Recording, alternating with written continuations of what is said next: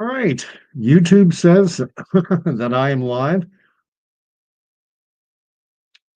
Happy Good Friday, everyone. Friday, the 18th of April, 2025. And I'm going to be giving a few more thoughts on yesterday's debate that took place 7 to 9 p.m. The video that I did last night, immediately following the debate, has been engaged with more than my videos normally are. I'm punching up in and around and getting up in and around 1,000 views, which for a miserable, pathetic little YouTube station such as my own is quite something. Anyway, Candy is at the start of all my videos. Come here. This is my dog, Candy the Wonder Dog, who gets a treat at the start of every video. Kind of standard operating procedure. And so shake, lay down, speak, come on up, get your head in the camera. There you go. That's Candy. I'm doing my video today. When I do a video during the daytime, which is rare, I do it from what we call in this house the junk room. And the only um, backdrop that I did intentionally. It's an old surplus army cot with a Canadian flag on it, given that I served in the military. So kind of sets the atmosphere, set the tone, whatever you want to say. I mean, it's nothing really to speak of, no great shakes. Um, anyway, firstly, with respect to last night's video, that was amazing. I had so many people, dozens of people on the live chat. Uh, and the live chat was filled up so much that I had trouble keeping up. And we'll see what happens today. Normally, my videos, almost all of them, 99% of my videos, go out after 9 p.m. Eastern time, where I am, southeastern Ontario, Northumberland County. If you know the area, if you know Ontario, I'm halfway between Oshawa and Kingston, pretty much smack dab in the middle, just off the 401. If you get to the Big Apple, if you've driven that section of the highway between Oshawa and Kingston, at the halfway point, you'll see what is called the Big Apple. And it's something of a tourist attraction. I think a lot of people heading out wherever they're going. I imagine a lot of people, that's like with the kids in the car are going, "Where's the Big Apple? Where's the Big Apple?" Because they have a petting zoo, they have games, they have a big restaurant. You can buy apple pies, pumpkin pies, strawberry rhubarb pies. You can buy any number of pies. A la McDonald's, they have a sign up on the highway, tells you how many pies they've sold. Anyway, we have in my town, Brighton, Ontario, our fall festival. A lot of small town Ontario places will have a fall festival, and ours is called Apple Fest because we are surrounded by apple orchards. Hey, welcome to my little corner of Canada, where I've been living since 2015, when I posted into CFB Trenton to work in the what they call the MAX site, Military Aeronautical Communication Systems and Communication Center. And I posted in here from La Ville de Quebec. I posted in here from Valcartier, where I had been from 2011 to 2015. And I ended my military career here. I retired from the military June of 2021, honorably discharged. Just kidding. Anyway, the debate last night. Wow. Wow. And in the aftermath of the debate, after I did my live, and it was important to me, I wanted to give my impressions, reactions, thoughts, opinions, unfiltered. I didn't want to go to CBC, CTV Global, or any other outlet where people were giving their thoughts, views, and opinions, because it's possible it could influence me. And I just wanted to give my bare bones, honest, live reaction to what happened. And if you watch that video, you'll see I was thrilled with Pierre Poilievre's performance. I'll never give anyone 10 out of 10, but darn, he was close. He was 9 plus. Mark Carney, I thought, crapped the bed. He was wooden, dodged the questions, seems to kind of want to basically he's saying, trust me, I have integrity. You can trust me. I have integrity. I'm believable. I have a track record. Yeah, and like one of the questions that he was asked by Gilles Blanchet, who is the leader of the Bloc Québécois, was over the fact that Mark Carney has refused to disclose to Canadians his portfolio of assets so that Canadians can see whether or not there's a conflict there. I've got Nancy Waltzer, who's here from Florida, a Floridian, all the way from Florida. I've had people on my stream before from Florida. Wonderful. What part of the state are you on? Are you in? Are you on the Gulf Coast, on the Atlantic side? I've been to your wonderful state. I am a Canadian who does not. I would never, just to state this up front, I would never boo the banner. I would never boo the Star Spangled Banner. I've mentioned this on my channel many times. Um, when I was a child, my dad was working for a large Canadian financial institution, one of the Canadian big banks, and we were transferred down to the US. And so I spent 10 years growing up in the United States. Uh, and wow, Nancy is in West Palm Beach, but originally from New York. New York, New York, or are you from upstate? Are you from Albany? Are you from Corning? Are you from, Utica? Um, when I was 1967, when I was still in diapers, end of 66, beginning of 67, we moved to Staten Island, New York. And I lived there for a number of years. And then later we transitioned over to New Jersey. And I lived in New Jersey. I went to kindergarten, grade 1, 2, 3, 4. And so I was a Canadian living in the United States for a number of years. Also spent a year living in Portland, Oregon. And Nancy is saying that she's from New York. New York. She writes it New York. That sounds more like a Boston accent, and that sounds like you come across as a New Englander. At any rate, the debate last night. After the debate finished, and after I did my live stream, that I'll throw this in now. I garnered over somewhere around a dozen new subscribers to my channel, and that is always appreciated. Um, After I did and I say that to say that if you want to subscribe to my channel, you're most welcome. I'm trying to grow the channel. John 5, who's here frequently, is here. It's a different time. Normally, my videos are very late in the evening, 3 or 9 p.m. or later Eastern time. But at any rate, so after I did the live, I went and I did consume some content. I did look around. Northern Perspective is a channel I watch on occasion. And one of the producers or YouTubers who does that, he was showing his live reaction to the debate as it was happening. And he cut out a little segment of himself at the point where Mark Carney tried to hammer Pierre Poilievre over the fact that Pierre Poilievre does not have his security clearance. All the leaders, Jagmeet Singh, Mark Carney, and Gilles Blanchet, they all have their top secret security clearance. And Pierre Poilievre has declined to be given his security clearance. And Mark Carney tried to score some points near the end of the debate by asking Poilievre why he had not. And the guy who was watching it live and giving his unfiltered reaction was going, "Oh my gosh, this is a gift. This is a gift." Because most conservatives know the reason, but there are probably a lot of Canadians who don't know. They've heard the talking point from the Liberals. Here, Poilievre refuses to get his top secret security clearance. What is he hiding? Blah, blah, blah. And the simple fact of the matter is that if Poilievre was to get his top secret security clearance, then Mark Carney, or before him, Justin Trudeau, could call him up, give him access to top secret sensitive information, and then impose upon Pierre Poilievre a gag order and preclude him from being able to talk about it to express his views, his thoughts, and his opinions on it.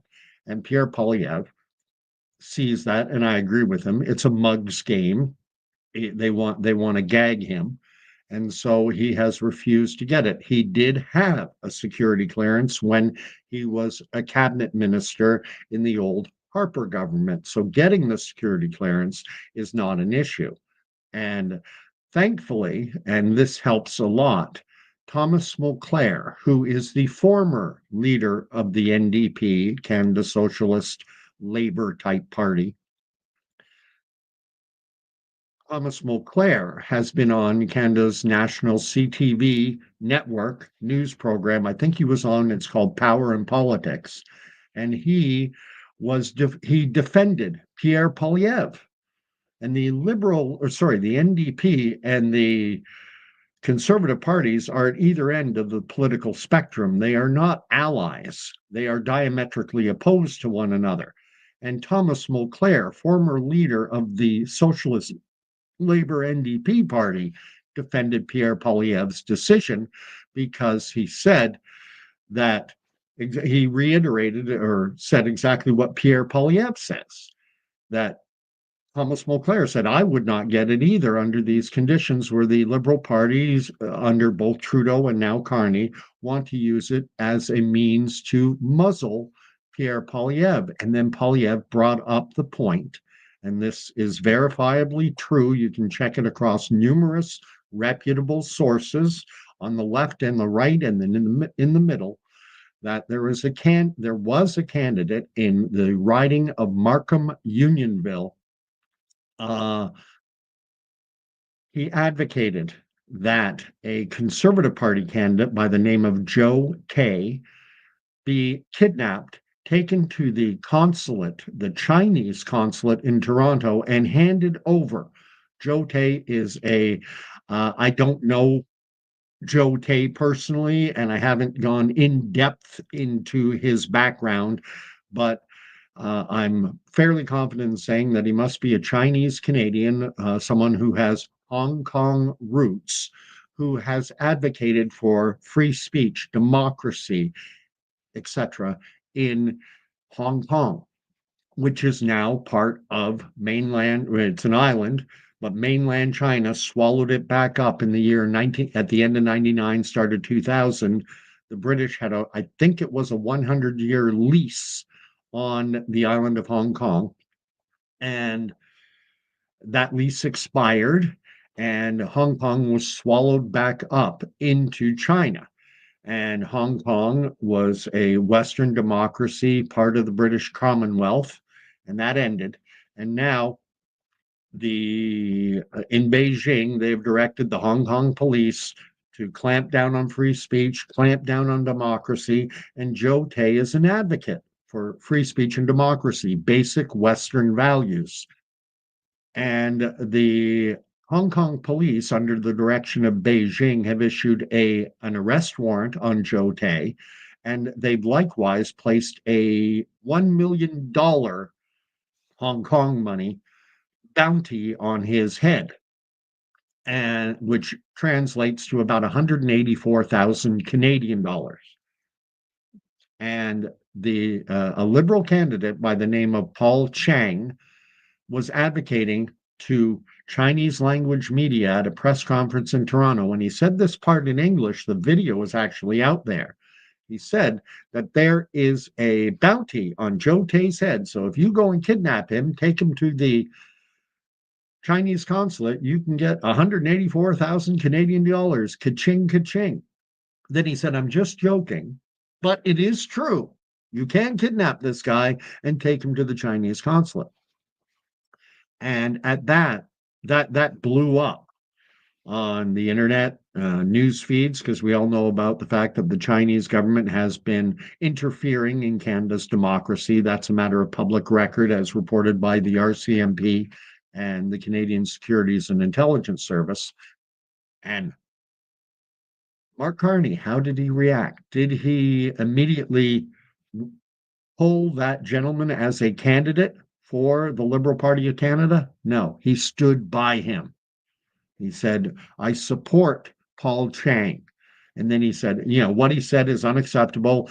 And then he said, this is a teachable moment.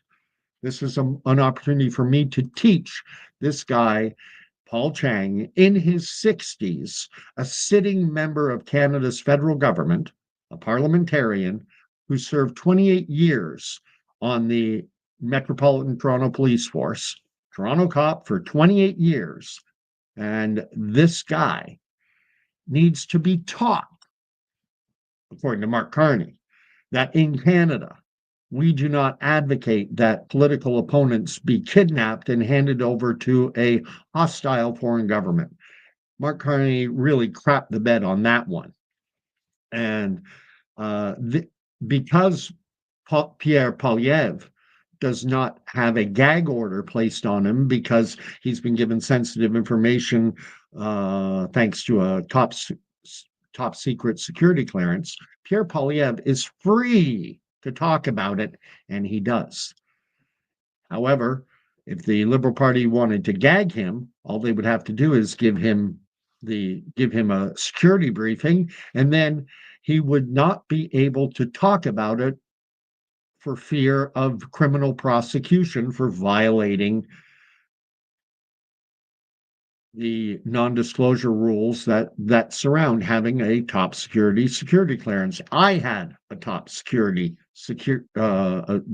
clearance, top secret security clearance, and the reason I had it wasn't because I was being briefed on anything. It was because I worked in a communications center where, on the base communication system, information could come across, and I would take it and maybe hand it to a lieutenant colonel or a major or whatever. But my eyes would be on it. I could see it. I could read it. And I am under legal obligation not to disclose anything that my eyes saw. And Pierre Poilievre would be under that same admonition. So, bravo, Pierre Poilievre. That was a gift. He handled it wonderfully. I'm just going to read a few of the comments. John 5 is here and saying hello, and he's writing that a French YouTuber believe, unfortunately for him, that Carney will win majority. What is my opinion as an English Canadian YouTuber? I cannot see Mark Carney's Liberal Party getting a majority. I do think they have the potential to get a minority. But that's scary in of itself because we've all seen it all depends how Parliament shakes out at the end. What are the seat totals? Right now, as things stand, the Liberals would have to win 173 seats to garner a majority. Anything less than that, and they are in a minority situation.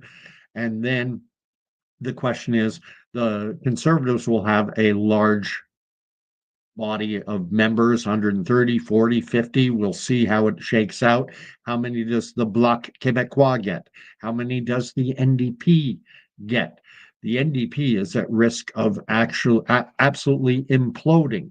And a big reason for the political landscape being what it is right now in Canada is that the NDP, it's not that the Liberal Party support has surged, it's that NDP support has absolutely cratered. They normally punch somewhere up in and around 17 to 18%. Now they're under 10. And where has that support gone? By and large, probably 70, 80% of former NDP support has bled over to the Liberal Party, and it's given them a significant bump. I wouldn't call it a surge, but it's a bump.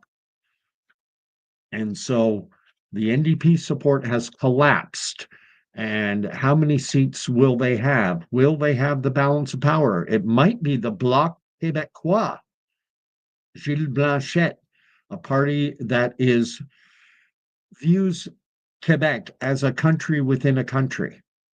The Gilles Blanchette and the Bloc Québécois, they view Quebec as a distinct, unique, it's a country within a country in their view. And they also promote the idea that Quebec at some point should have another referendum and that they're advocating for Quebec to actually establish itself as an independent country. There in the province of Quebec, provincially, there's a party called the Parti Québécois. Most will know it, the party of René Lévesque and Lucien Bouchard, and they are leading in the polls in Quebec right now. And their party leader, I don't know who the party leader is now, is advocating that a vote for the Parti Québécois will trigger another referendum. And if Nancy or any other Americans are still watching this, Canada is different, a little bit like Spain and Barcelona and this region called Catalonia. We have two very distinct large populations in this country. Majority English, but a significant minority, all centered in the province of Quebec. Quebec, 8-9 million. The population is punching up in around 10 million, but of the 9 or so million Quebecers, 8 million or so French, they're French first. A lot of them are bilingual, but not all. If you get up into Lac Saint Jean, Saguenay, Chicoutimi, that area, that area of Quebec, Saguenay, is almost exclusively French. If you go up to that area, you will meet people who do not speak a word of English. If you ever want to go to Tadoussac and look at beluga and blue and gray whales that swim up, they come down the St. Lawrence, go up the Saguenay River, up to Lac Saint Jean, where there's feet. They apparently they go there for feeding and maybe mating. I don't know. I'm not a biologist or a marine biologist. I'm not George Constanza. Uh, but at any rate, they travel up there, and in Tadoussac, it's a popular tourist destination. When you get into Tadoussac itself, most of the people working in the tourist industry are bilingual. But if you get up into Chicoutimi, the Alma, the Lac Saint Jean, the people there do not speak English. A lot of them, few words. The French like to say, "Est-ce que tu parles anglais?" And they'll go, "Yes, no, toaster, bumper, wiper." They know a few, they use English words in their French language. So a lot is going, I think this debate, I want to get to the point of this. What I was thinking, this is the joys of having a live and unscripted YouTube channel where you're just talking off the top of your head. After I finished my live stream, I did go and I did check out some commentary out there, and I stumbled on Brian Lilly, who is a columnist with the Toronto Sun newspaper chain, typically viewed as being on the right side, kind of the Fox News of Canada. And Brian Lilly was having a discussion with three other people. Two of them I don't even know. And one was Warren Kinsella, who's an old political war horse. He was an advisor to the Chrétien Liberals. Uh, he has a political advisory company. He writes frequent columns that get printed to the Globe and Mail, to the Star, to the Sun. He's a widely known Canadian political commentator. And Pierre Poilievre, the day before the debate, made a comment, and I think it's interesting and it's worth unpacking it. What Warren Kinsella said, and I think there's some merit to this, he said that debates don't change anything. He said all that people do in watching debates is they're looking to have their already affirmed choice confirmed. They just want confirmation. They go into the debate, they say, I'm voting for Mark Carney, and they're looking for confirmation. And they will gravitate toward anything he says that affirms their choice. And they'll push back on anything. They're not going to change their mind, is the point that he made. He said most of the people watching the debate are watching the debate simply to have their already, their minds that are already made up. They simply want their choices confirmed. And that's fair enough. I think there's some validity to that. I certainly, when I was watching the debate, my mind was pretty much 99.999% already made up for Pierre Poilievre and the Conservatives. And likewise, I'm sure there were Liberals watching the debate who felt the same. The one thing is, and I'm going to say this, is that I think conservatives came away from that debate going, wow, Pierre hit a home run. He knocked it out of the park. Pierre did amazing. And I think liberals came away saying, well, Carney didn't completely crap the bed. Carney, he didn't do great, but he did well enough. He did well enough. Yeah, and I see a huge distinction between those two reactions and how that can play out in what I will refer to as the public square. We'll find out on April 28th. I think conservatives should be very encouraged by the performance of Pierre Poilievre. I think liberals should be very disappointed in the performance of Mark Carney. I think the NDP supporters, there was some good, there was some bad with Jagmeet Singh. He couldn't, he just kept interrupting. I think Steve Paikin should have cut his mic at a couple of points because he kept talking over Pierre Poilievre. There's a question of Pierre Poilievre under the old Harper government was Minister of Housing. And according to Pierre Poilievre, during that time, 200,000 homes were built in Canada during his time as a housing minister, whereas Jagmeet Singh kept saying it was only six. You only built six. You only built six. And Pierre Poilievre would go false. It was 200,000. Six. And I think the breakdown is over the fact that Pierre Poilievre doesn't think it's the government's job to build houses. He believes that's the job of private industry. And during Pierre Poilievre's time as housing minister, private industry built 200,000 homes. The government itself likely built six, the government acting as something of the contractor, and actually having ownership. There were six houses that were built and paid for by the federal government, 200,000 by private industry. And this is the dividing point between the left mindset and the right mindset.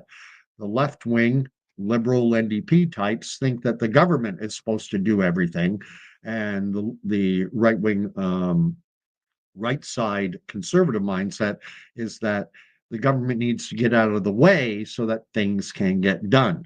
It's that old Ronald Reagan line, uh, the nine scariest words in the English language are, I'm from the government and I'm here to help.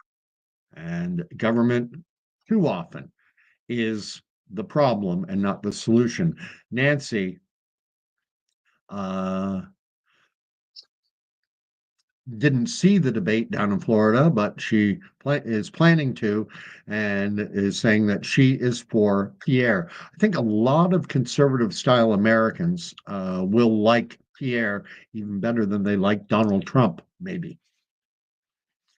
Donald Trump, I don't want to talk about him too much, simply because the United States of America, foreign country, different country. I am annoyed at the degree to which Canadians are fixated on our neighbors to the south, and that it is considered the biggest issue. A foreign country is considered the biggest issue in Canadian politics. That's ridiculous. Donald Trump is president of the United States. Let them deal with Donald Trump and have their fights, and gosh knows they're having them. I have DA Protech asking or writing, which news is the least biased when it comes to political parties? Good luck. Good luck. Everyone's got some skin in the game. I think your best bet is to take in everything. And that's something I advocate on any issue, whether it be on political parties or on politics itself or political issues. Like you take the climate debate. I'm going to talk about it just for a little bit, and YouTube will put a little flag on my video stating that it is basically a proven fact that human activity is the driver of climate change. The reason the climate changes is because of human activity. End of story, full stop. And that's garbage. It might be true. It might be true, but it is not proven to be true. YouTube and CBC, CTV Global, NBC, ABC, CBS, the MSNBC, CNN, the mainstream American and Canadian networks all presented in that fashion that human activity is the only thing that's driving climate change, or the overwhelming factor that is driving climate change. And I mentioned it yesterday in my video, and it got me that little flag, you know, is that climate change is normal. In and around the year 1000 AD, Anno Domini, in and around the year 1000, we had a period of global climate change. It's referred to as the medieval warming period. The northern hemisphere warmed to such an incredible extent that the landmass known as Greenland was named Greenland.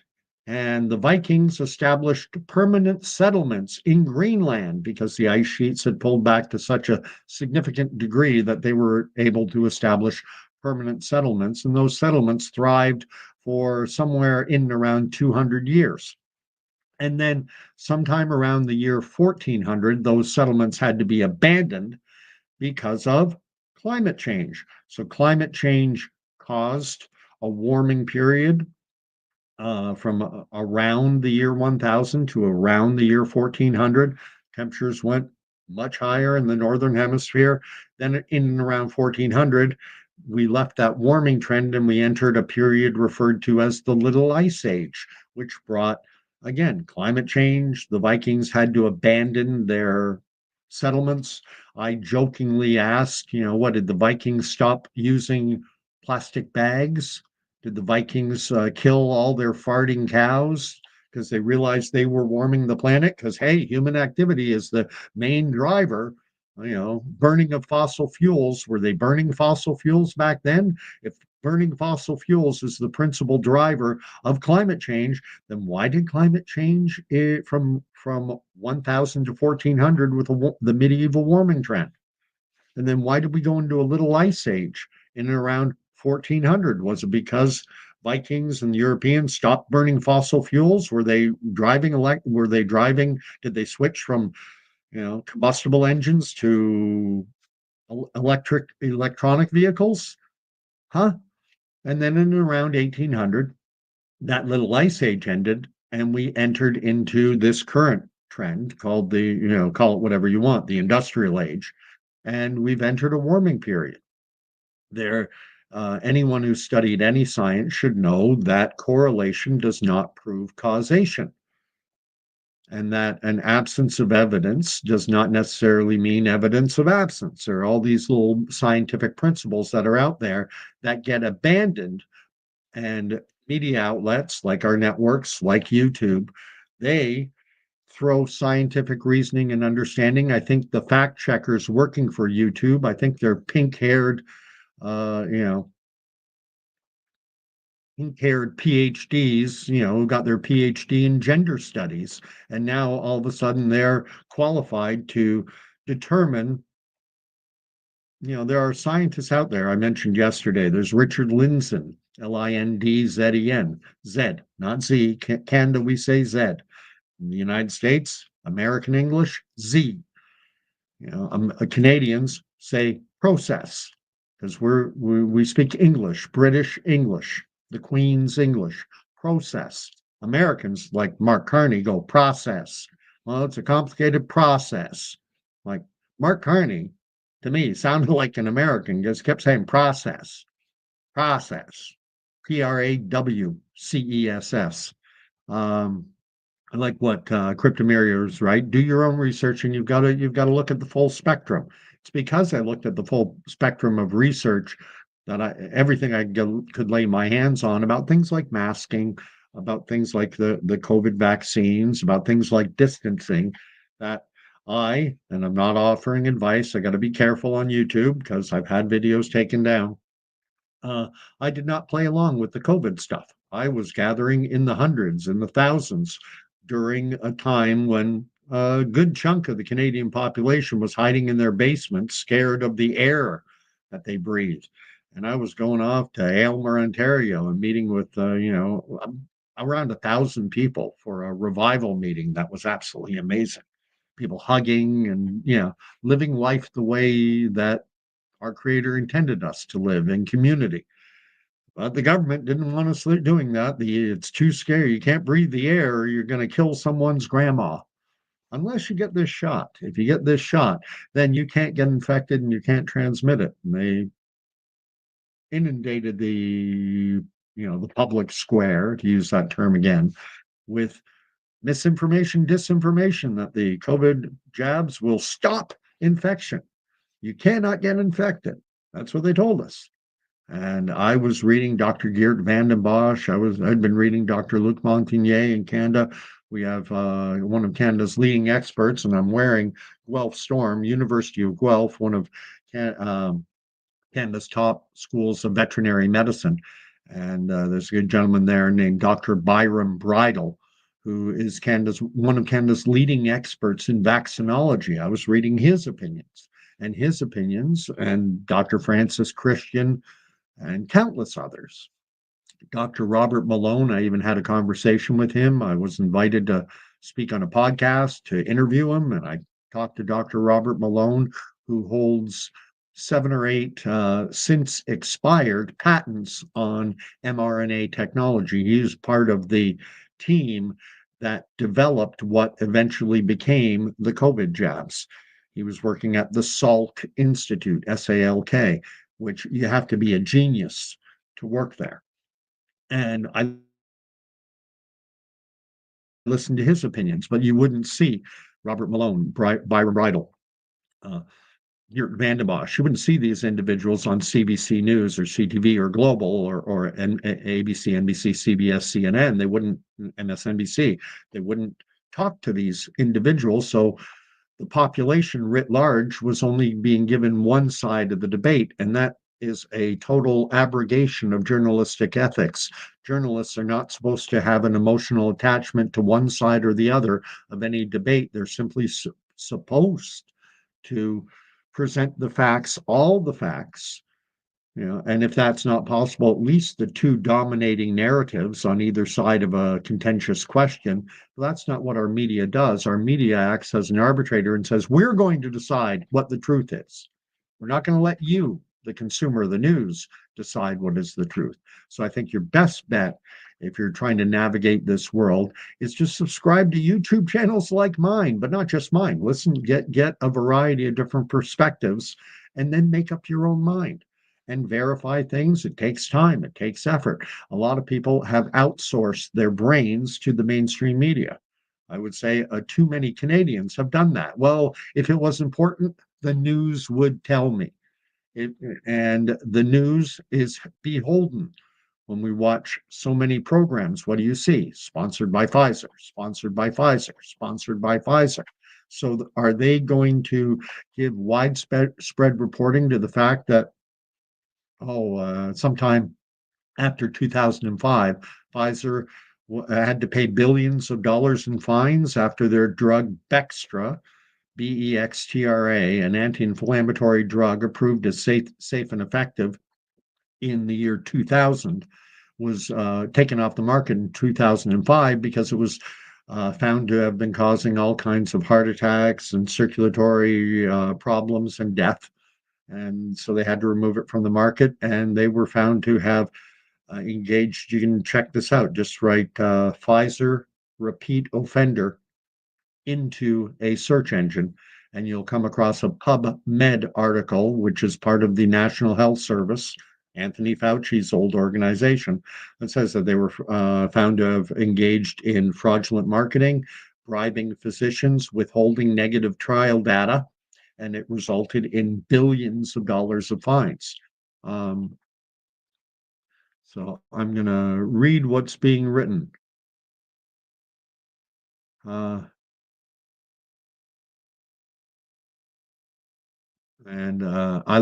using StreamYard right now. It's a software that allows me to do what I'm doing right now, to populate comments to the screen. The BC government will make a volcano tax on me. They'll tax anything that moves. Now, says Nancy. I don't know what that was in reaction to. Esther is asking if I am Catholic. No, I am not. I am, yeah, I just simply like the term Christian, a follower of Christ. Um, whether, and I think in today's world, I'm going to be going to at 6:30 p.m. There's I think they call it an ecumenical service for Good Friday that is combining two churches in town, two evangelical churches.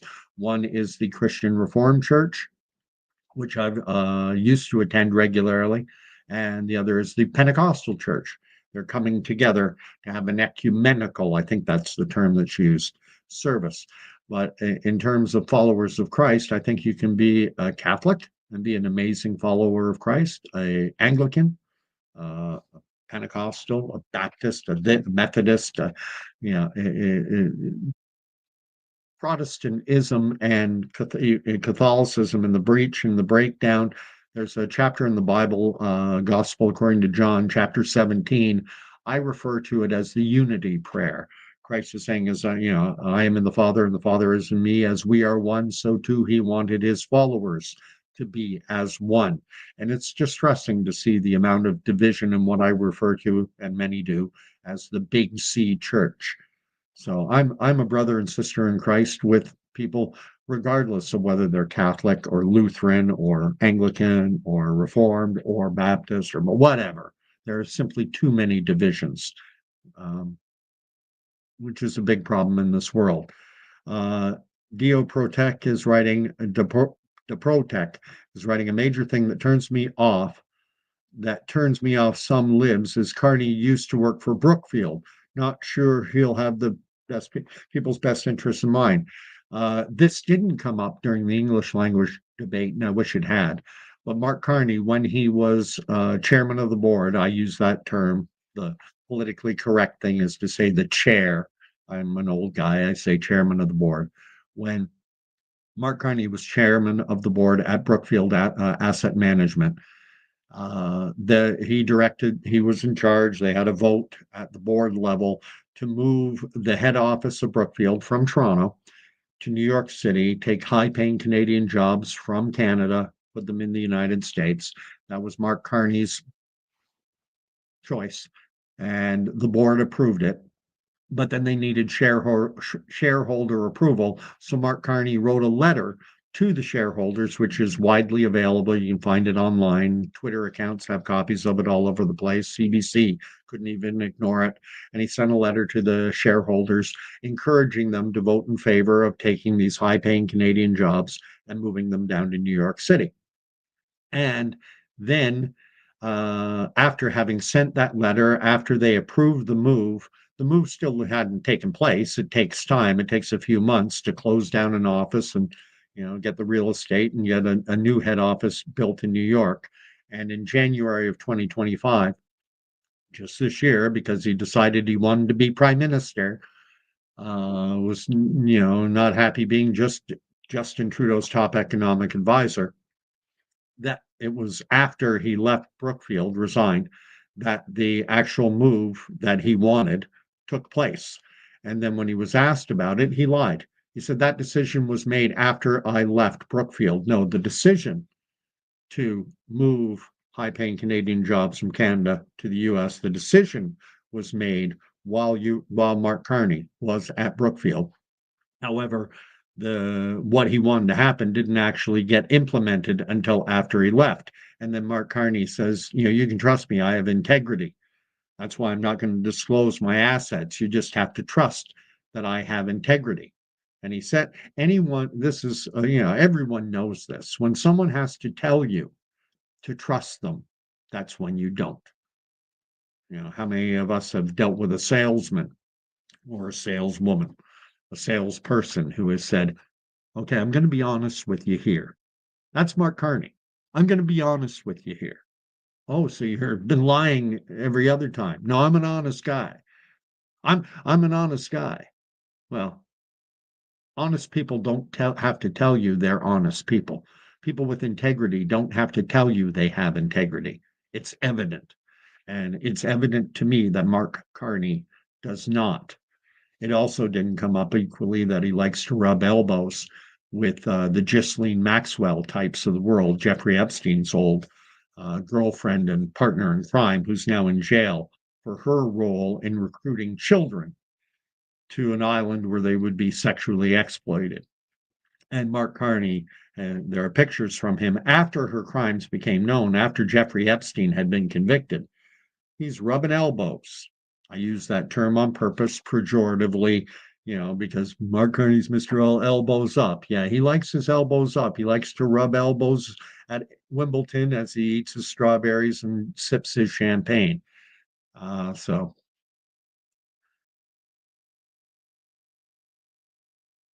let's see what Cryptomeria is writing. Carney's wife gets 12 million from Canadian taxpayers for some kind of liberal NDP think tank. I don't know about that empirically, but doesn't surprise me. And Cryptomeria is sharing something of there are rumblings out there in some circles. I tend to leave it alone. Um, Cryptomeria is writing, I did say wife, not fully convinced that Mark Carney's wife, there have been pictures, the Adam's apple thing. Whatever. I'm going to leave it alone because at the end of the day, you and dude, I am wacky. Well, you're entitled to your opinion, Esther. Uh, Conspiracy nuts. What conspiracy do you think I'm promoting here?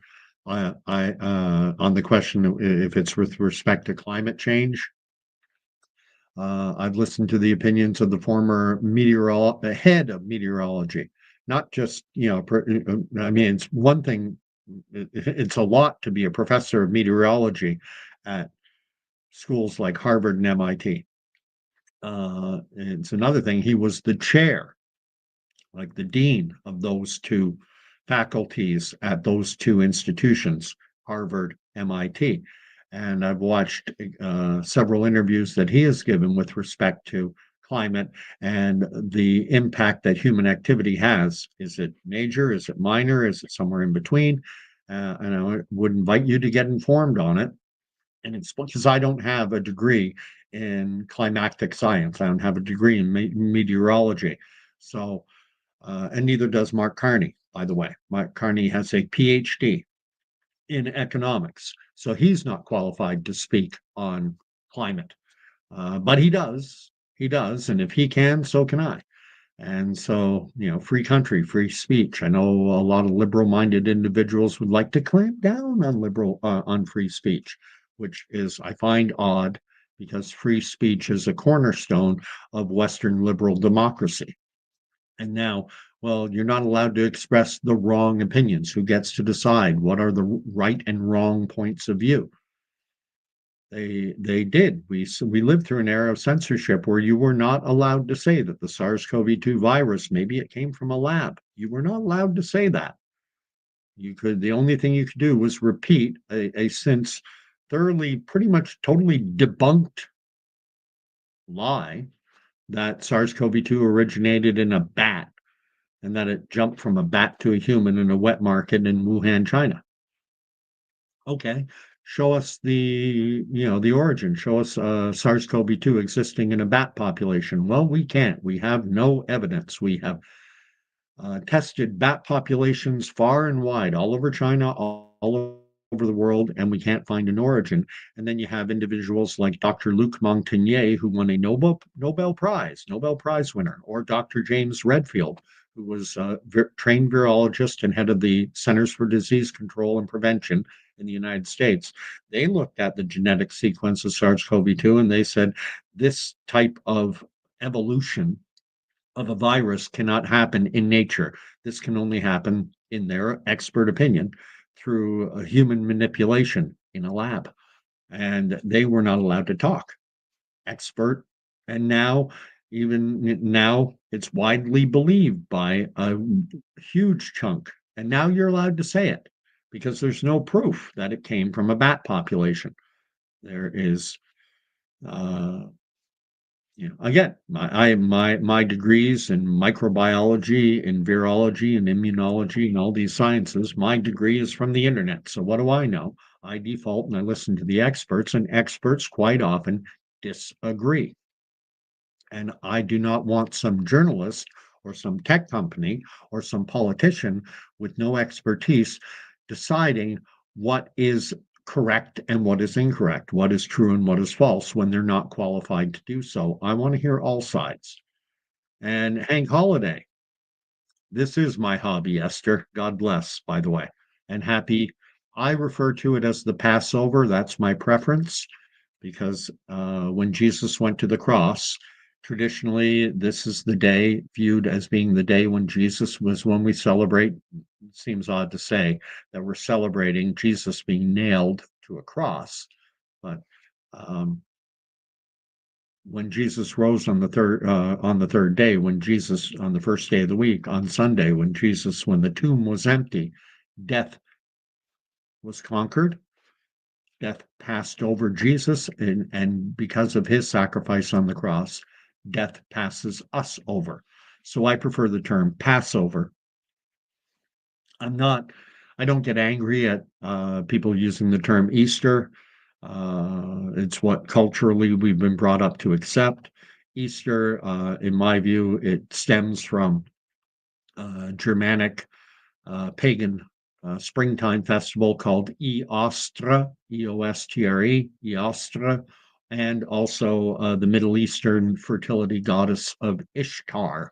You kind of blend those two together, and that's why we have Easter eggs. Eggs are a fertility symbol. Rabbits, messing around like rabbits. Renewal, rebirth. You get the basket with the eggs and the grass, renewal. It's the time of year. This is actually when I was growing up, this was my favorite holiday of the year because everything's coming alive again. We've gone through a period of winter and death, and now everything is being born anew. Death has passed us over. A little digression. And Hank Holiday from down in the great state of Texas, the promised land is here. Uh, and Cryptomeria likes the idea of Pentecostals and Reform, which disagree because the Pentecostals are dispensationalists.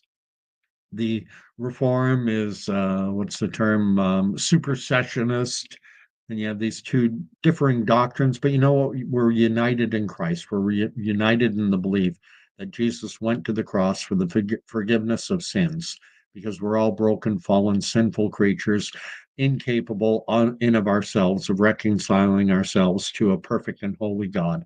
And so Jesus came down from glory, took on human form, lived the sinless life so that he could be that perfect Lamb of God.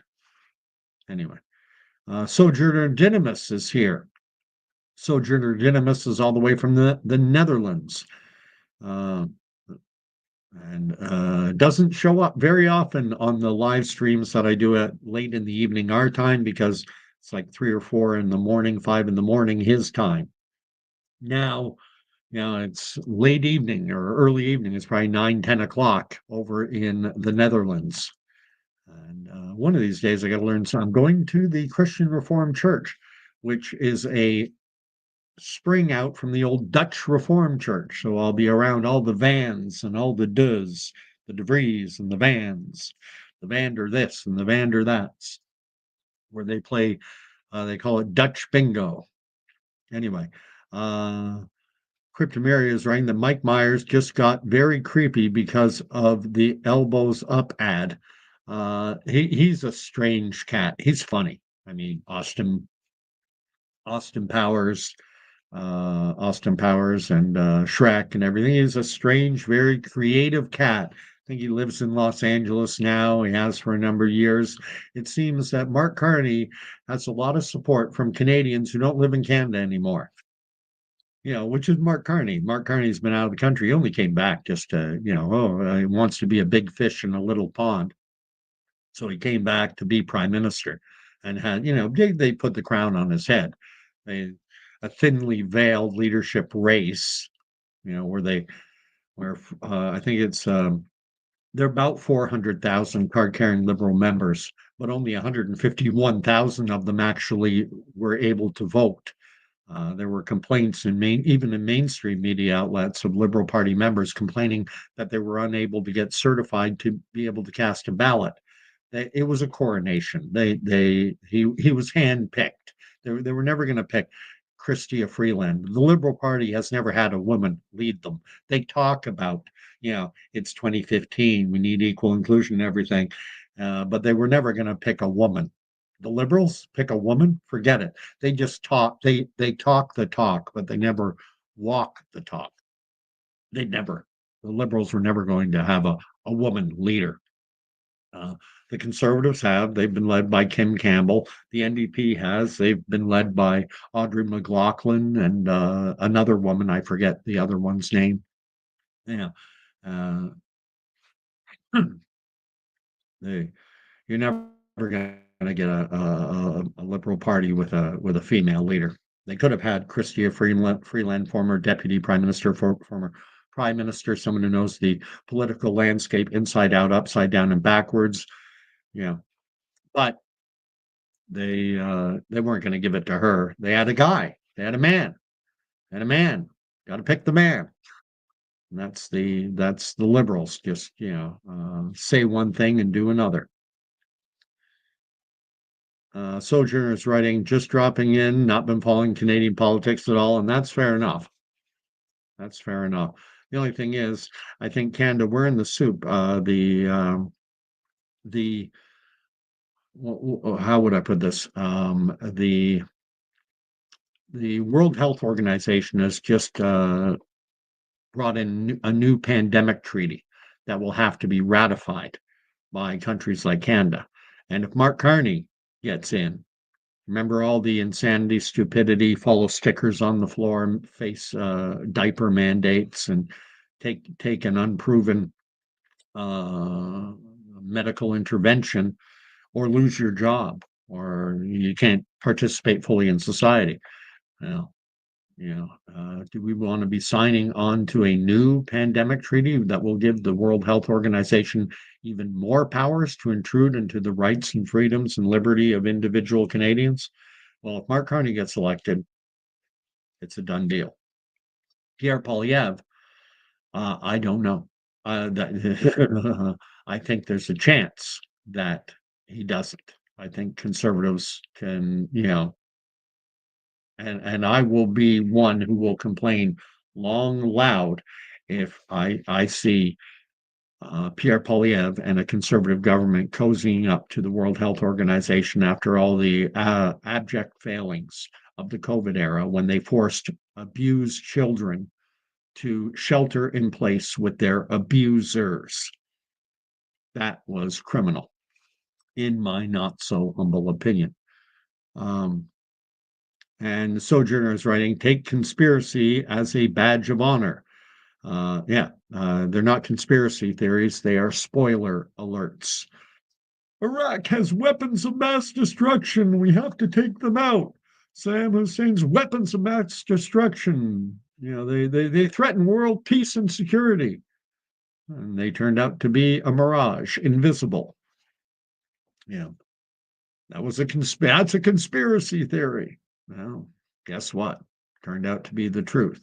The COVID vaccines stop infection. Once you get it, vaccine, a causative agent or substance that provides immunity. Once you get this, you cannot get infected. I don't think that's a conspiracy theory. They stop infection. And when you can't get infected, you can't transmit. Anyone who says different is a conspiracy theorist. Oh, turns out the conspiracy theorists were right. They weren't conspiracy theories, they were spoiler alerts. Sojourner is writing, free speech. That doesn't exist in Europe. David Icke was banned from the European Union. Disinformation laws get erected left and right. Le Pen is removed from elections in France by lawfare. No, you need not go on. And the thing is, it's always been thus, and it's always been incumbent upon us, the plebs, the unwashed, push back. And I do it to the best that I'm able. I don't have the same technological skill as a lot of people, as a lot of YouTubers. I can't dress my little miserable station up with the production values. I know it's not that hard, but I'm not that. I say this frequently. I like the fact that my station is very bare bones basic because I hope it speaks to a level of authenticity. I'm not dressing things up. I'm not putting lipstick on a pig. I'm not, doing the blue screen thing I'm not trying to make myself look like the nightly news. Uh, I think, people see, I tend to, when I see high production values and a guy dressed up and the mic and everything else, I understand the motivation. You want to present a professional view and everything like that. Fair enough. But at the same time, you're starting to look like you're imitating the nightly newscast, which we know is, and Sojourner goes on to say, when a politician or journalist say 97% of scientists agree, you should listen to the 3%. I agree. And the thing about when they say 97% of climate scientists agree that human activity uh, impacts climate, fair enough. I'm not saying that human activity has zero. My question is it a significant driver of climate change, or is it oceanic tides? Is it geothermic influences that we don't fully understand because we have precious little knowledge of what exists? It's basically, our knowledge or our assumptions about what exists beneath the crust of the planet Earth is minimal. We've never pierced the crust of planet Earth, ever. Talked about that before. So what is happening below our feet? We don't understand it. We know far more about the skies above our head than we do about the ground beneath our feet. We've been up higher in the air than we have been underground. Uh, Danny, who's on the channel frequently, has I forget the name of the hole. It's in Russia near the Finnish border. The Russians, when it was the old Soviet Union, dug a hole, a super hole that was aiming to pierce the Earth's crust for the first time. But they got down there and the temperatures became hotter than they had anticipated, and the drill bits were melting and all kinds of things. Well, anyway, and it's 10 p.m. right now in the Netherlands. Cryptomeria grew up Anglican, rebaptized Pentecostal. I would say you were baptized because the Anglican tradition, the Catholic tradition, a lot of Protestant tradition is to sprinkle water. And I refer this is my take on it. I refer to that as a christening.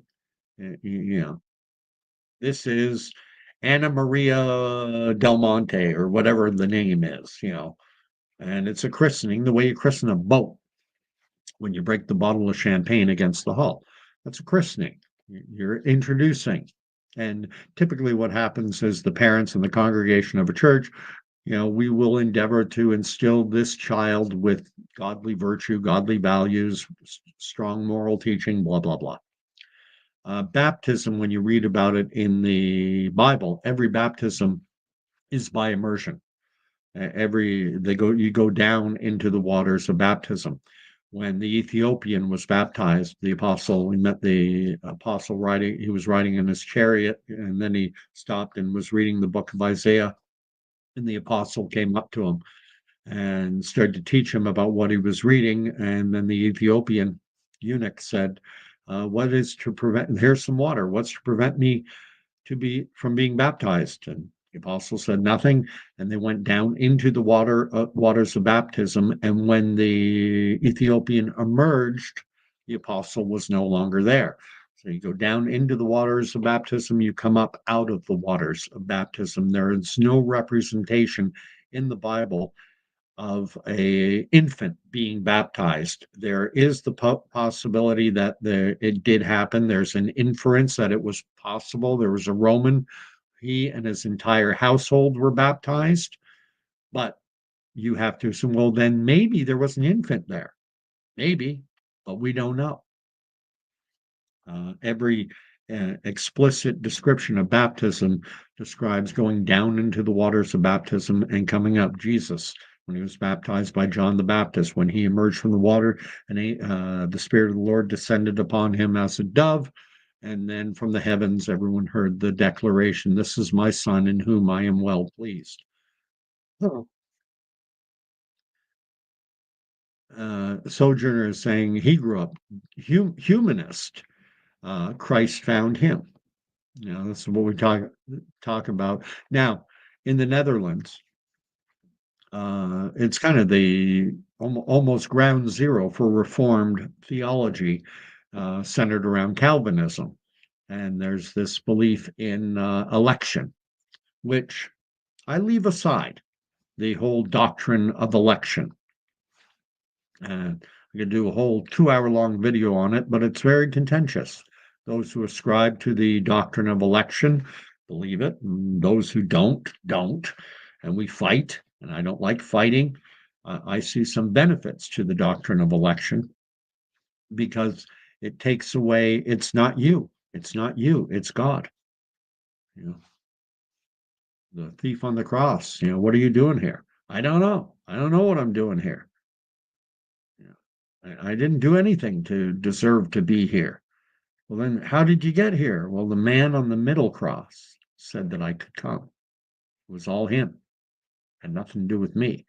I like that aspect of the doctrine of election, but uh, it's too deep and it's too theologically divisive. Cryptomerica writes that Christ does find us.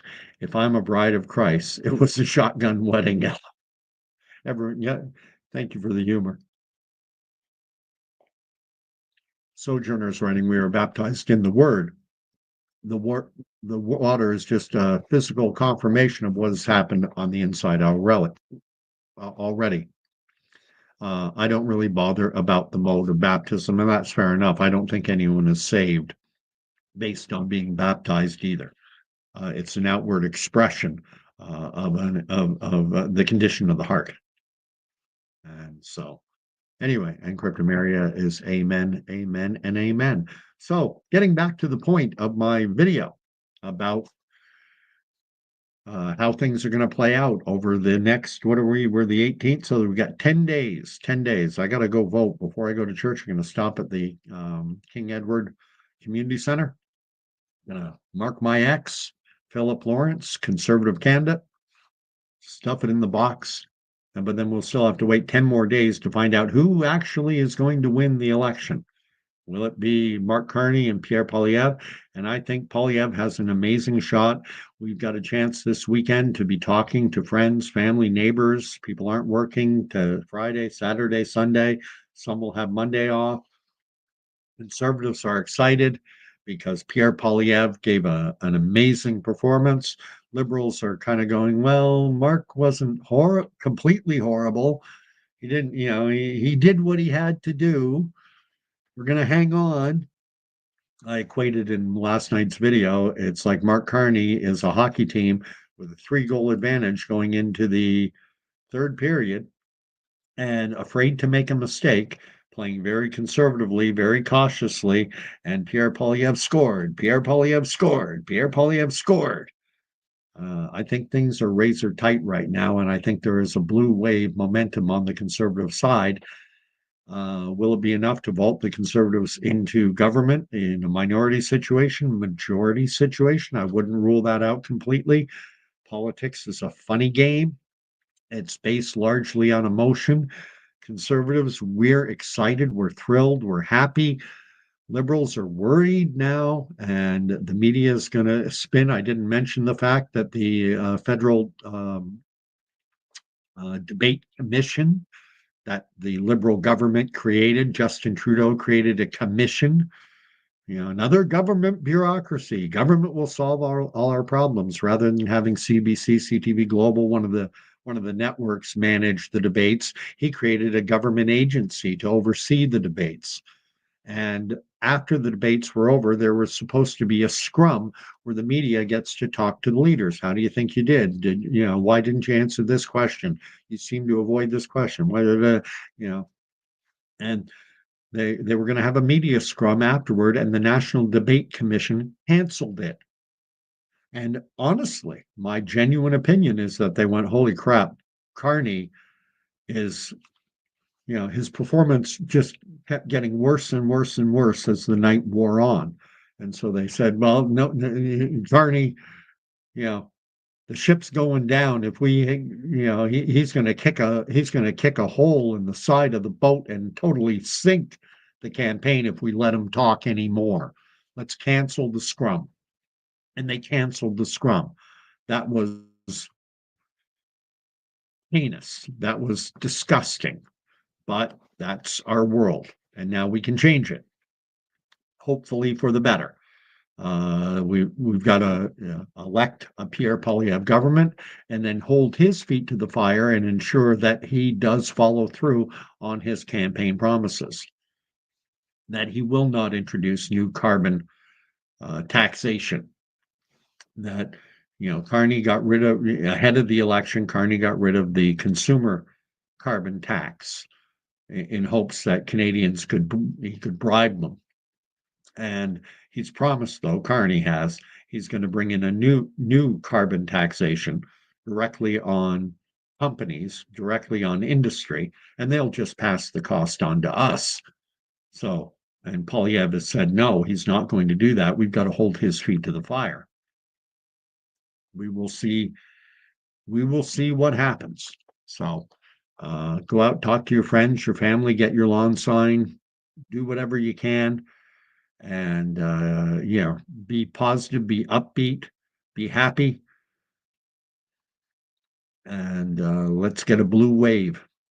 And God bless. We'll talk to y'all later. I've talked a lot about my faith. I like to end my videos with a blessing from the book of Numbers. Even if you're not religious, even if you're not a Christian, these are still nice words. The Lord God, creator of all things. May the Lord bless and keep you. May the Lord make his face to shine upon you. And may the Lord God, creator of all things, may he grant you peace. And even in these tumultuous times, that's why Christ is there. Christ is there to hold our hand, to walk us through. Yea, though I walk through the valley of the shadow of death, I shall fear no evil, for thou art with me. Thy rod and thy staff comfort me. God and Cryptomeria gets the last word. God is good. Hey, well, I hope you had even greater things happen to everyone today. Sojourner, though, he's in Netherlands, 10:30 at night. He's going to be going to bed soon, but there's lots of the day left here. I got 2 hours to get ready. I got to go vote, and I got to, after voting, got to go to that ecumenical service. God bless all. We'll talk to you soon.